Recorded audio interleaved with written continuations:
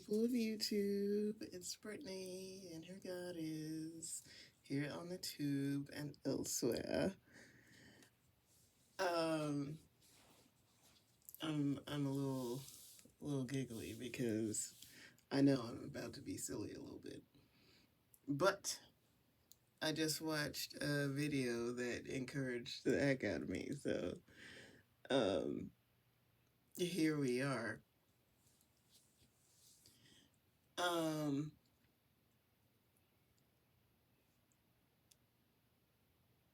even like there can be a perception, and sometimes we perpetuate it, that in the spiritual professions we're supposed to be done. And I think that that kind of comes from church, because in a church setting, it's like the preacher, the minister, what have you, might say that they still work on things, but still they're supposed to be, or they're perceived to be in authority in such a position that they don't do uh, any wrongs, or that they've already cleared up any manner of issue that they could have had or used to have. And some of that could come from the judgment, because if you witness judgy preachers or judgy teachers, it's just like, certainly you couldn't be doing any of the things that you pass judgment on. Couldn't be. But maybe. And that can very well be because of them having been taught that whatever it is wrong. And so they're just passing on the teaching, but they're not participating in following the teaching. And I'm here in this little intermediary, in this little the space between where I'm saying that all teachings came from somewhere. So whether you're referring back to a prophet from a long time ago, somebody that had a direct experience, a bunch of people that gathered together and came up with a plan for here's how people should behave, there's reason. So there's also reason why you feel like doing some such that isn't part of the rules. Explain that. Explain, if you're going to explain anything, explain that. Explain why. Explain how you live with that. And if you could still live good, be good, you're doing the best you can, trying to be a good person, that's great. Because there's scallywags that aren't trying to be nice at all. They're not trying to be nice. They're not trying to help people. They're not trying to do none of those things. So if you know that you're trying to be helpful, but you do something that's different from whatever the freaking teachings are, then teach from there. How do you still manage to live, even though you're quote unquote breaking the rules? So, um, something about me that I'll express, I just do this naturally, is that I'll apply advice that wasn't meant for me.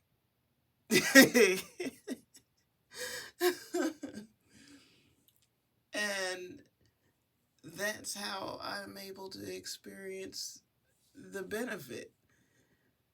Sometimes there's confusion about that, because people from externally might think that I'm living the same way as the demographic that the advice was intended for. But no, actually, if you're looking at me, you're probably of my demographic. But that doesn't mean that my advice is coming from my demographic. I am looking elsewhere and I'm bringing it back. Just like for a household where maybe the parents only speak one language and the kids the kids learn another language. They learn two languages because there's a language that they got to speak at school or outside the house, and then the language that's in the house. So that's at least two languages baseline. That's going to make them a little bit different because the parent is limited by uh, receiving only news and entertainment and intel that's in their language.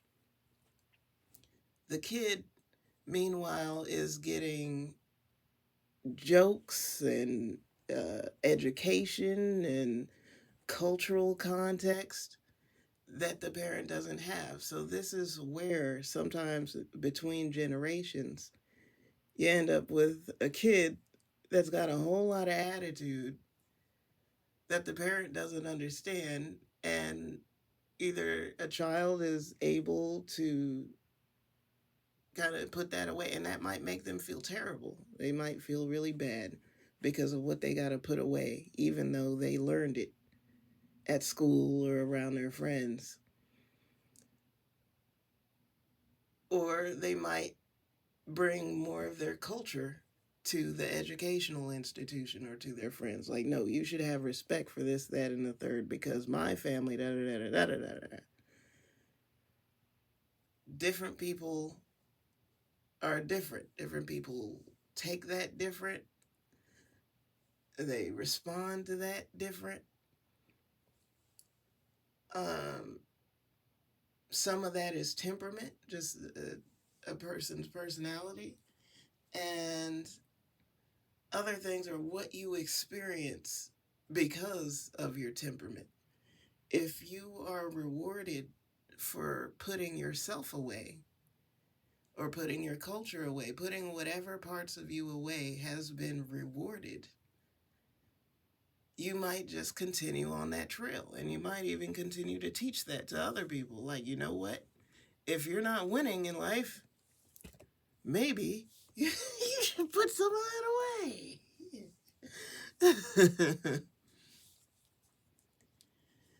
um, yeah, or if you were punished.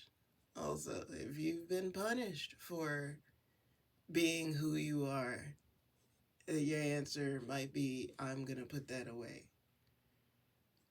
But there are some people that are just like, I cannot. I just can't do it. Or they can't do it for long. Or they refuse to do it. They throw fits, whatever the case may be. It's just called 1, 2, 3, I'm going to be myself.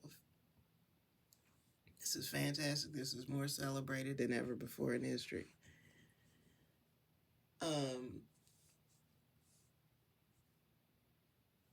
so where where I'm going with this, with the my my silliness. Sometimes I put together things in a way that people don't think goes together, and my only response that I can give for that, only explanation I can really give is like, don't watch me too close because you might think you know what I'm doing from looking at what I'm looking at, and that's not what I'm doing. I'm doing something else, and I might know or I might not know. But I've learned as an adult person, I'm learning that I don't have to explain. I don't have to try to explain. I don't need to explain. All I need to do is put out the product, put out the end result. And my job is comfort in myself. But I can say that this whole, like, this comfort, this confidence in myself, this is not because everybody loves me and thinks I'm so wonderful and treats me so nice. Everyone's so gentle with my feelings and everything. No, that's not what's going on. It's called I often strongly have ignored folks that didn't like me. If they didn't like me and they're not really close at all, I really haven't cared. I'm just like, what difference does it make if a bunch of people over there don't like me? Like I don't know them, they don't know me, so whatever it is that they don't like is distant stuff. It's not really personal. Um, so yeah, you have to be close enough to me for me to value your opinion, your perspective, your judgment of me. And there I have been messed up, where people are thinking that I'm having a poor esteem issue. I'm not having a poor esteem issue. I am actively being told there's something wrong with me and I'm adjusting. So you're witnessing adjustment. Even if you didn't think there was nothing wrong with me, somebody in closer proximity to me than you has told me there's some adjustment necessary. And so I'm adjusting. And so as I flip and flip and flip in adjustment, people are like, what is going on with this girl? What is happening? And it's that whoever is close to me is watching the public observe me, and they may or may not like it, or they may or may not feel comfortable with it. And so their solution is for me to change. Put this or that away, or act like this, or dress like that, or talk like this, or talk like that. And so I'm kind of being puppeteered. But you can't see the marionette actions off the stage. You just see me dancing around. So, um, I kind of reached a threshold with that because I get jiggled around until I start to show stress. And as I start to show stress, nobody wants to take responsibility for why I look so stressed. If I get busted up behind the scenes and I gotta show up, now I'm looking like Mary J. Blige with the sunglasses on. And people just like, what happened? Like something happened to you. And I'm like, nothing. No, who? Who is it? And then everyone scatters.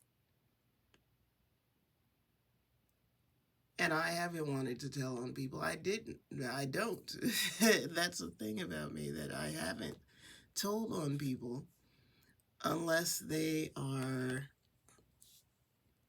out of my life. Like it's done. And so now I'm going to talk about you. But when people are still in there, it's very difficult because I've been afraid of the punishment. The punishment being having nothing, my whole life removed from me. I will have no resources. I will have no one to talk to. I will have no one around. I will have no support if I speak up. That response has come from actual punishment, and not from me making it up, not from my fear, but from experience. So I've had to reach for people that have experienced scary stuff or have experienced loss and rebuilt magically, mysteriously for inspiration. I've also had to listen to people that haven't had the same experience as me, that are just saying the motivational words because I just need to hear them. I needed to amplify the times when it has worked out. Even if I only have one hand of times I can think of off the top of my head, that still counts. That's something that I can think of where it's just like I had nothing to offer. and I was not in a good way, or I was not looking attractive, or I was not super helpful, or my reputation was trash. And this person helped me. This person did this, that, and the third. They didn't have to. Even if later they turned around and whooped me, or they talked real bad about me, or it really went sideways later, I can still think of that instance and be like, okay, so if that much is possible, then it can even be better. It can even be better than that.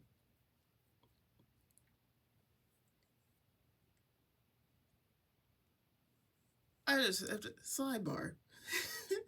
Yeah, as I pull the full card, um, people don't really say this too much, but the full card is Uranus. That's Aquarius. Card. Heck, huh? This is interesting. I'm like, we have two cards. And like Aquarius is the Fool card, it's the Star card. Where else do we have this going on? Okay, the Tower being Mars, Death card being Scorpio. Oh, okay. So planets and signs. Okay. At any rate, um, the Fool card is like chaos. And you notice that we say it's a new start, it's a new beginning, it's something like totally brand new. But even though it's a good card, and as a reader, when you're like reading for other folks, or even reading for yourself, like in a reading, it's good news. But the feeling that you're experiencing as you pull the Fool card can be like not so thrilled because it's unknown. Even when we do new things, we like to have some idea of the outcome. We kind of want to know, why are we doing the thing? How is it going to work out? How will it be received? Will I be alone? Who all gonna be there?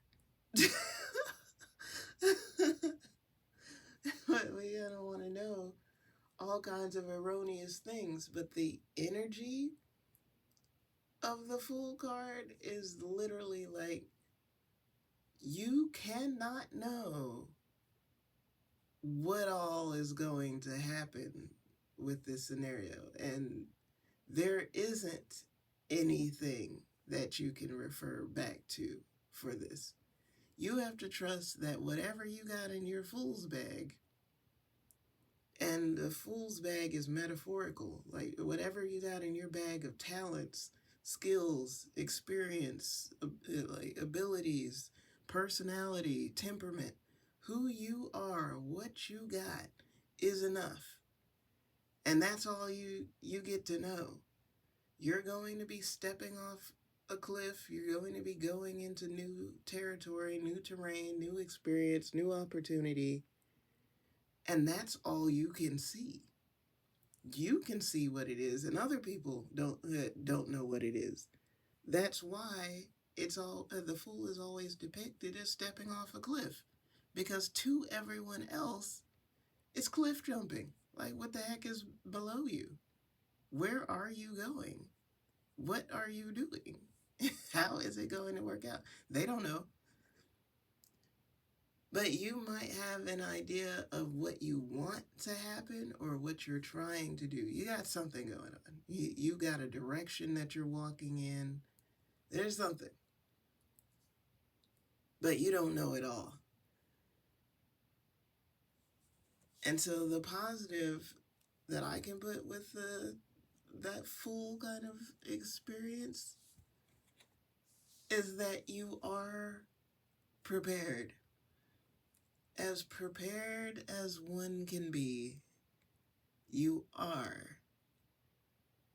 And you might look around, trying to look in your rear view, trying to look at other people, trying to look all around for how to do what you're trying to do or what is going to be the outcome of what you do. But there is nothing. There is no one. And it won't look like your past at all. At all. It won't look like your past. But your past still is, it has shaped you, it has made you, and it has given you some stuff. There's some stuff. You can't carry a ton of stuff. Not a ton. But you got a couple things that you can take with you. So let that be a comfort. Whether that's your intel or a couple items. You're like, holy heck, I gotta gotta move cross country, and you don't get to take a whole Mondo moving truck. It's funny when I'm moving from California to Virginia. We had like 1.5 moving truck, and not a little moving truck. I'm saying like Mondo moving truck. Upon arriving here, was the witnessing that we brought so much stuff that could have been left, could have been sold, given away, something or other. Like, ridiculous. Ridiculous. Because in military moves, if you're over the weight limit, like they allow a certain amount of weight for you to move someplace, paid for. But if you surpass that, you have to pay that out of pocket. And there was a significant amount of money that needed to be paid because we were over the weight limit. And realizing that we don't need all that stuff. That was rough roads. But again, this is a sidebar. A little bit of a sidebar.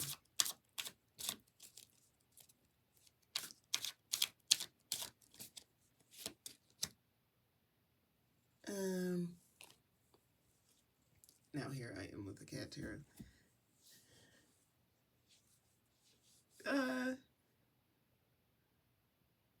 A little bit of commentary on this deck because I've heard like no one say this. That the cat tarot is very handy because there's more communication by feeling. If you know cats, if you have ever been a keeper of feline, you can catch a vibe, get some understanding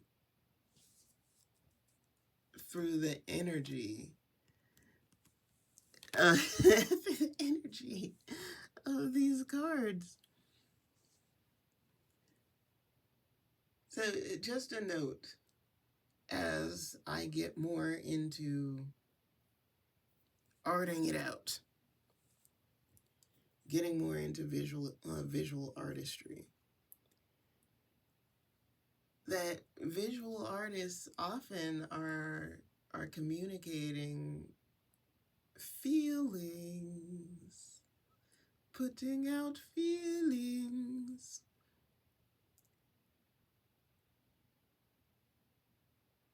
So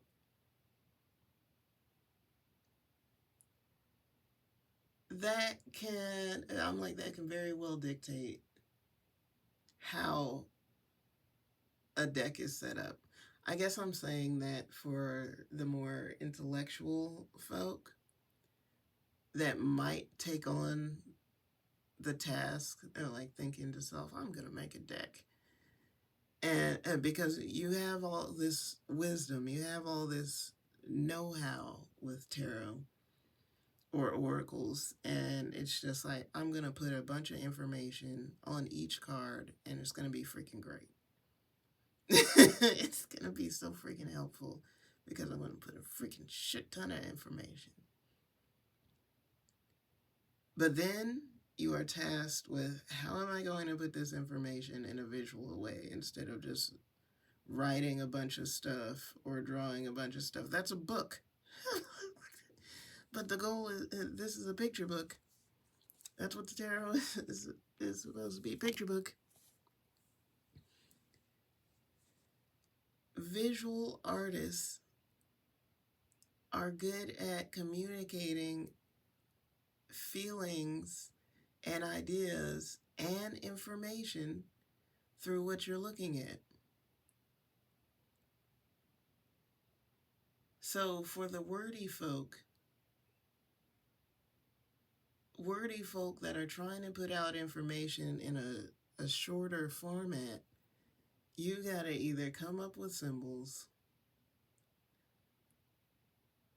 you end up starting to hide your words by like talking sideways or using uh, uh, metaphors or abbreviations, or you've got to get into visual artistry. I'm thinking about the ambitious souls that get into directing whole movies. Some people do in multiple positions in the movie making. They're directing, producing, they wrote the script. Some people act in their own movie. Depending on your abilities, talents, energy level, and control issues, is how many different jobs you can do.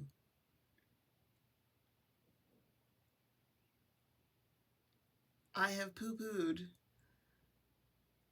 some decks that have people's name on it where they didn't do the art.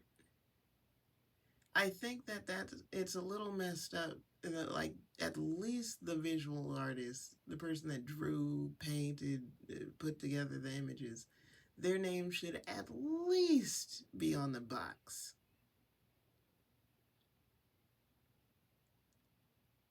Because even if we buy a deck because of the solid guidebook, it's written like super well written, that the person that wrote the guidebook is psychic as heck, wonderful, but we're still looking at cards.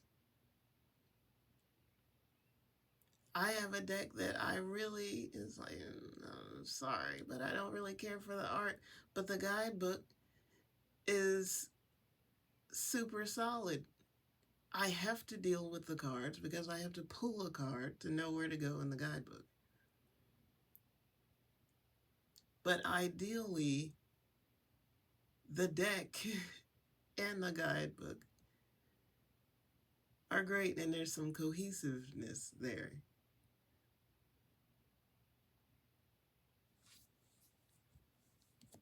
I think Goliath's deck, the El Goliath tarot. He wrote his guidebook. He did all the art and he wrote his guidebook. I know he picks over his guidebook because I think like the second edition of the deck, he changed it. Might have changed it a third time, I don't know, but I haven't kept up.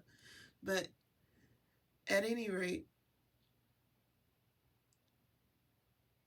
I will say that the guidebook is solid, even though he's saying, like, don't look at my guidebook too much. Like, come up with your own feelings, but that's because he communicates feelings.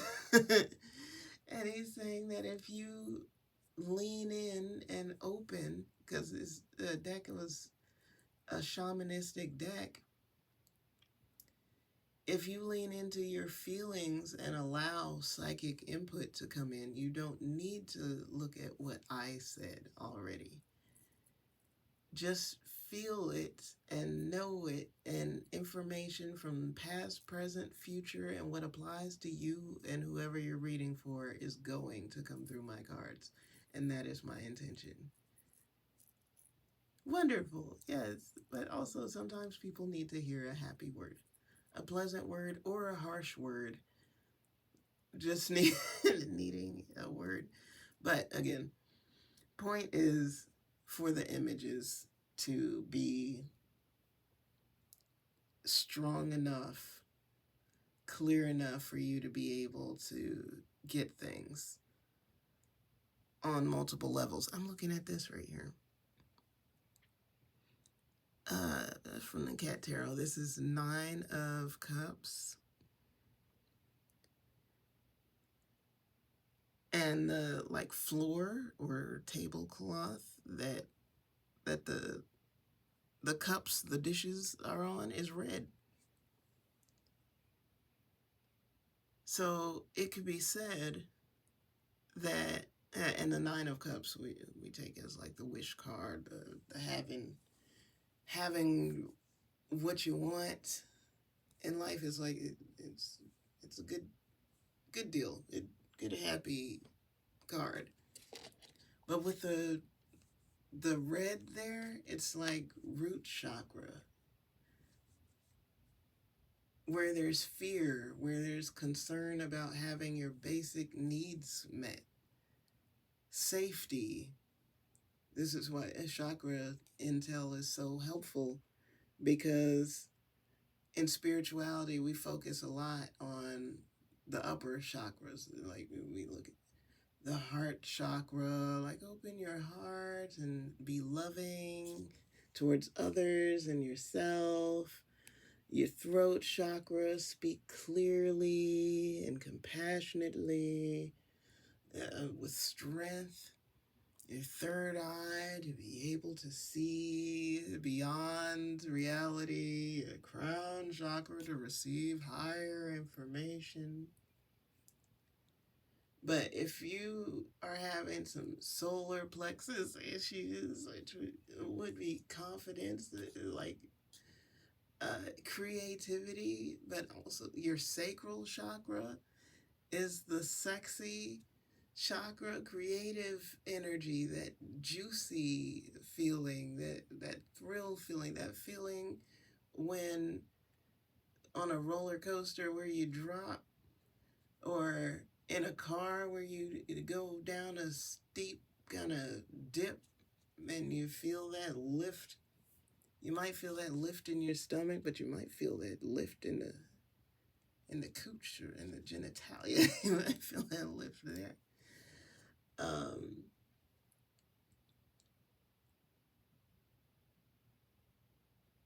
There can be snags there, like for a lot of folks,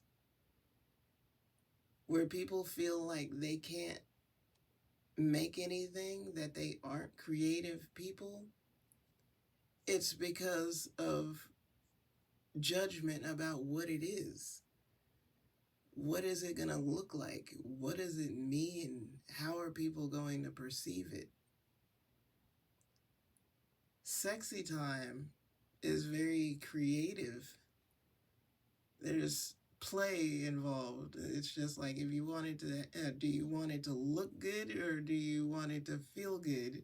It's supposed to feel good. And the feel goods, it's just like a byproduct of that, ends up looking beautiful. I'm going to this 9 of Cups. I'm going to the book. I want to see so I can share this. Because I was talking about root chakra. Root chakra being your chakra of safety, security. That's a major thing. If you get a lot of root chakra attacks, like you've experienced that a lot, where you did not know how you're going to make it, how you're going to live, or you had danger, like it was brought down into, because the thing is, you can experience danger at your crown chakra, like there's some psychic attacks. You can get some third eye attacks where people try to convince you that you don't see what you do. Throat chakra attacks where they don't want you to speak about what needs to be spoken about because you could tell the truth about some stuff.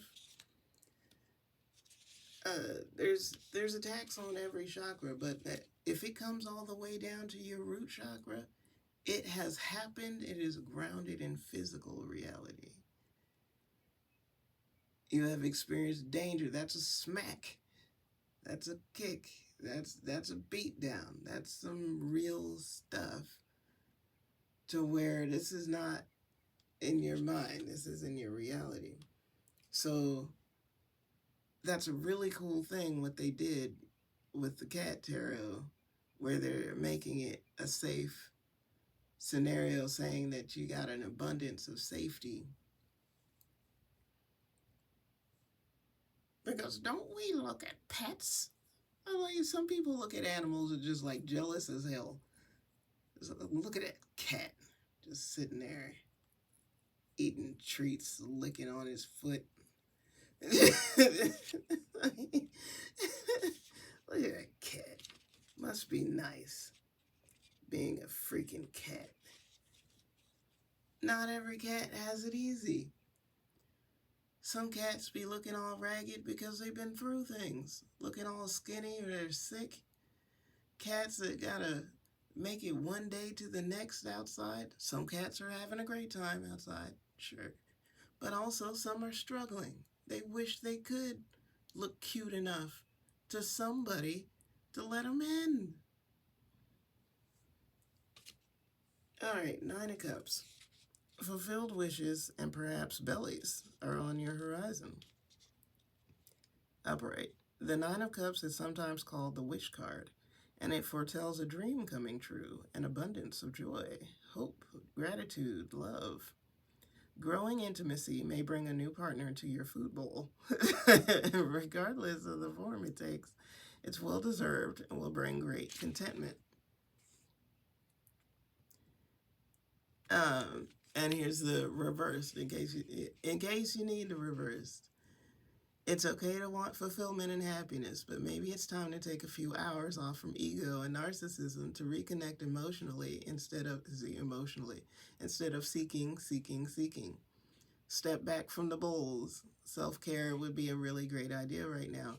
So, see what I'm saying about feelings?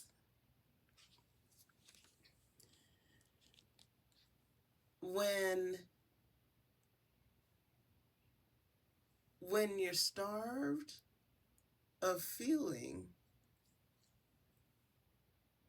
you often will try to fill yourself up with other stuff. People say, like the doom scrolling, like, oh, just stop scrolling, just put your phone down. Well, the people that are stuck on the phone, if they get off their phone, they're still starved. And it's really telling what, like, for the doom scrolling activity, what is a person looking at? What are they seeking? What kind of feeling? Because it's connecting with people. So is one pissed off and needs to hang out with the pissed off people because they're flagrantly pissed and they don't care about looking angry? Is it happy people wanting to see that there's happy folks in the world? Is it creative people wanting to look at people making art because You think you can't make anything, or if you make stuff in your life, it's not safe. The people in your life are going to make fun of you. It's not going to be safe. They're going to tear your stuff up. You ever had someone just stomp on your sandcastle or kick your blocks over? Yeah, as a kid, like that can be silly or playful, I guess, but you can also feel if someone is like truly being malicious and their joy is coming from hurting you. For me to remember this right now, I'm just like, wow. So, yes, the kid just came by and just kicked my tower of blocks over. For what? For what? I'm already playing by myself. Like, it's bad enough that there were other kids all around, but I'm playing by myself. And not by choice. I'm just like, it's just called that's what happened. And I didn't want to sit there and stare at the wall. So I'm like, heck, I'm like, dang, I cried. I cried because I was just like at my rope because I had already told my mom my concern about uh I had concern about not not being able to mesh with the kids. This was a summer program kind of thing. But I had some concern about making any friends because it seemed like everybody was already friends as I arrived. But she was trying to have me have an activity because she don't want to look like she keeps me from people.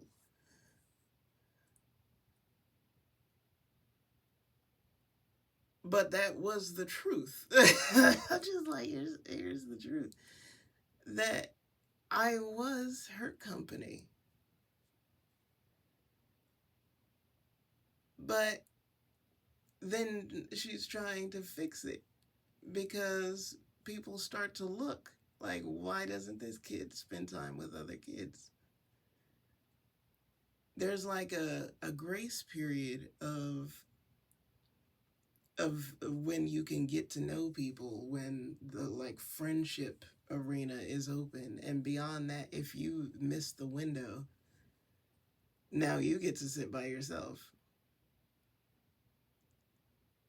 So I was already sitting by myself, and yeah, he's gonna kick my stuff over. And I have weeps and I'm upset and I'm in trouble.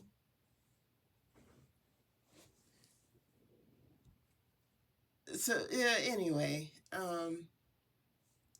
where am I going with that? The point is creating safety for yourself in whatever you're doing, and sometimes that means stepping out of your area mentally, physically, emotionally. At first, it is like you're lying to yourself. You're like, I am safe. And you know full damn well that if you sit there and be who you are, it ain't going to be safe. You are going to get heckled, likely. But it's elevating that by leaning on the strength of people that aren't even experiencing that reality, whether they have or have not. They're just like, you are completely safe. You can be who you are, and it's going to be fantastic. All fears are in your mind. They might have no idea what you're dealing with or have dealt with. But heck, good thing they don't, because they might change their advice if they knew your business. So you take that freaking advice and you run with it. And that makes the difference. Sometimes people in history did what they did because they didn't know it couldn't be done. They, they just no. Some people were exposed to other people that were doing some variation of things, so they just felt safe doing the thing. I'm having the mental about the Theosophical Society, the folks that came together, the Golden Dawn. This this mixmatch group of folks were coming from their different walks of life, but they were all kind of like exceptional, different from where they were coming from. They might have varying degrees of acceptance, but they were all kind of different. But coming together, the point was that they knew magic was real. Like, this ain't just a magic show, like, this is tricks and sleight of hand. They knew that there's real stuff that occurs. And so they were committed to, even if they have no regard for cultural lines or boundaries, they're going to take all the intel from every culture that they can gain access to prove the magicness of the world and put that information together for consumption and utilization. Now, of course, like, some hish-hosh has occurred, and different people have different opinions about what should be shared and what shouldn't be shared, and how it should be shared and how it shouldn't be shared, all that. What practices should occur and all that. But the point is, that was a Magic Squad. We're talking about X-Men.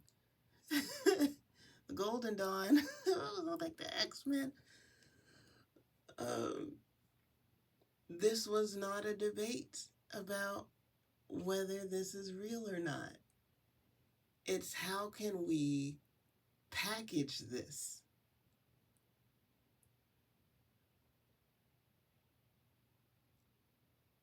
So that's where I'm kind of coming from when I'm talking about magical stuff. I understand that some people are just like, don't be telling everybody all the business, but just because I said it doesn't mean that people are going to receive it or understand what I'm saying or be able to use it whatsoever. Who can apply it will apply it. Who can understand what I'm saying will understand it. I am trying, like, I'm working on my visual language, which involves me having to open up more to feeling and recovering faster from being offended, from people trying to hurt me and my feelings, from people attacking my sense of safety. Like, oh no, like, I will have no money, I will have no house to live in, I will be attacked physically, physical danger, someone's gonna want to whoop me again.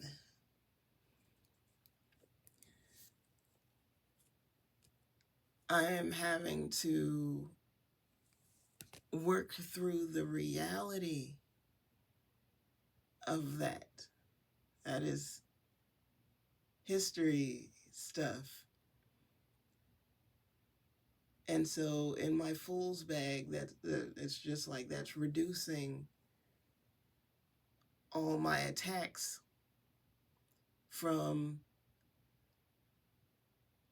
a moving truck or two of worth of attacks to a kernel, one corn kernel that represents the physical attacks that I have endured, the safety and stability attacks that I have endured, and just having that be a representation so that I can communicate an idea to folks or have something for them to resonate with, for the feelers that are already open in their feelings as they flip through their cards or a book, whatever is going to be made, leave me be. But as they're able to work with something that they can open and they'll get it, which is something that's lacking or can end up lacking in decks that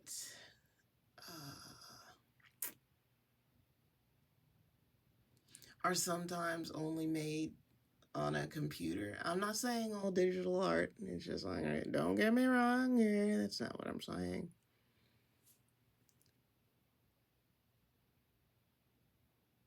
Because I witnessed a tarot reader, oracle card reader that had multiple AI created decks. And I could look at the deck and be like, I'm not quite sure. But she was just flipping through and just judging by the wear upon the cards. I'm like, okay, she works, if she's not playing, she really does work with those decks a lot. She works with those decks with clients, she works with those decks for herself, and they come through all right. So clearly, even though those are computer generated images from a hodgepodge of art from other artists, it worked. I know I have stricken people with AI created images, not for a deck, but I'm saying like just AI art in social media. And I receive it. It goes like a telephone back and forth, where I receive the interpretation of the image. And sometimes there's stuff that like I didn't ask for the AI to come up with that. I didn't ask for the AI to include that or to do the picture that way. But I put in my prompt and that's what it spit out. And I wasn't going to sit here and go back and forth a bunch of times. So I post what I post. And some of what people got was exactly like where I was going with that, what I was trying to say. And some stuff was out in left field but still accurate. And some stuff was like way out of hand, like, whoa, like that ain't what I meant at all. At all. But I get where you got that from because of the picture. So I won't poo poo AI generated decks, but still someone has to be making art. Like somebody has to be making the stuff for it to even be in the machine to be hodgepodge together into something.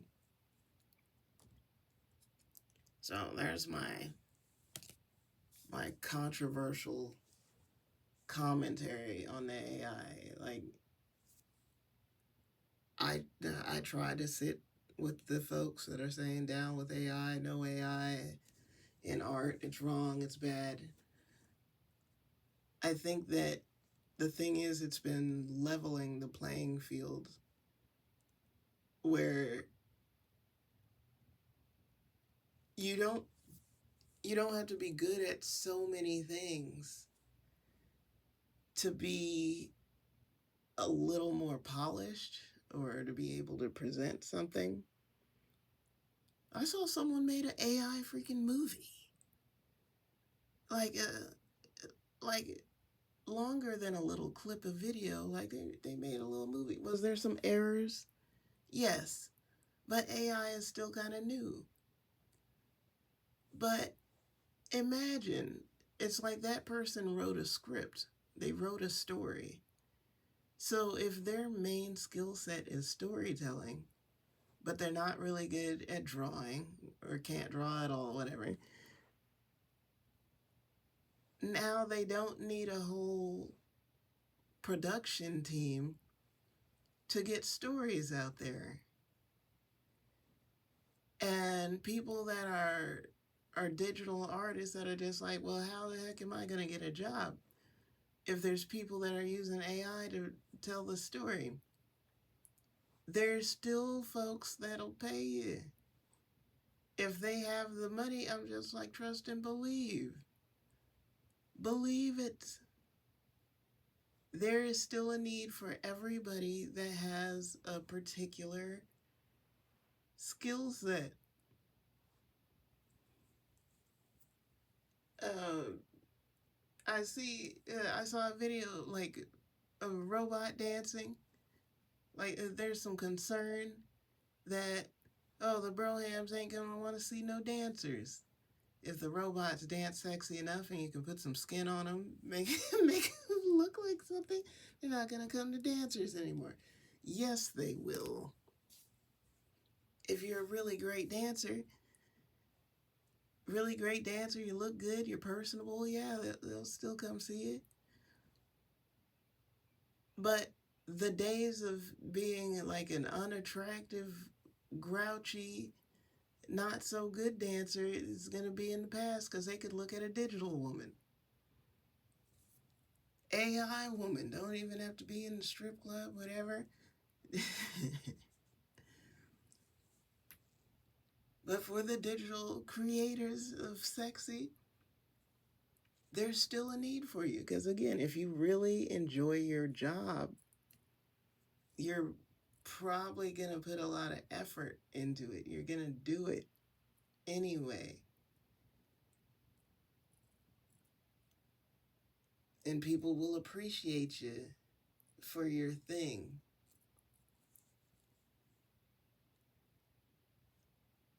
So something with me is that people will witness a potential of what I could do, because that might be how information comes through me, is me feeling like I'm expressing it like that's me. Or you might want to project onto me that that must be what I'm doing. And no, it's just that I have a variety of interests. And I can be perfectly happy for you doing your thing and have no interest in doing it myself. But I enjoy it, I applaud you, and I might keep looking. I might not look forever, but but it depends. And I'm like, judge how long I'm looking. It's like I come back to certain things, and if a person is not a terror, then I might be there just because of the person, not even necessarily what they're doing. I've loved Arnold Schwarzenegger, but I'm not a bodybuilder. I had an interest in fitness and whatnot.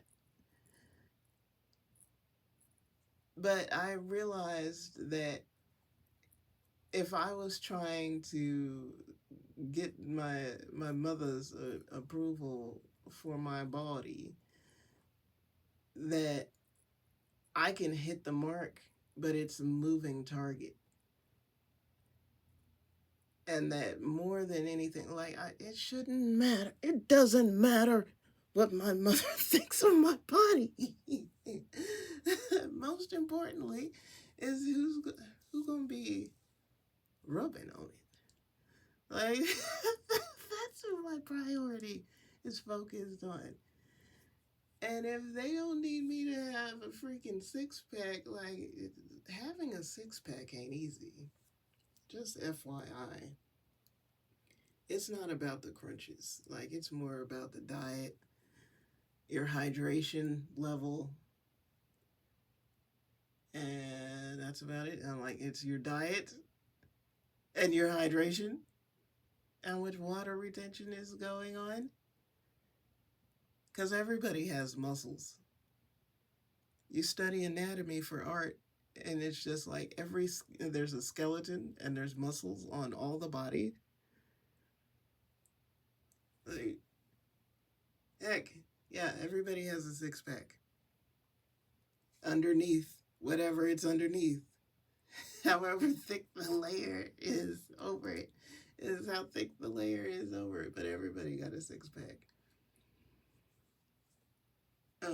Anyway, I took a little detour, but it is what it is. Um, if you made it this far in the video, I appreciate you. Message is look for inspiration where you can get it, where you can receive it. It doesn't matter what field someone is in, if they are working on the same thing as you or in the same career field, if they're the same gender as you, if they're the same age as you, whatever, it doesn't matter. Listen to who inspires you, motivates you, and makes you feel fearless. All right. Sending lots of love your way. Many blessings on the journey. And I'll see you in the next one.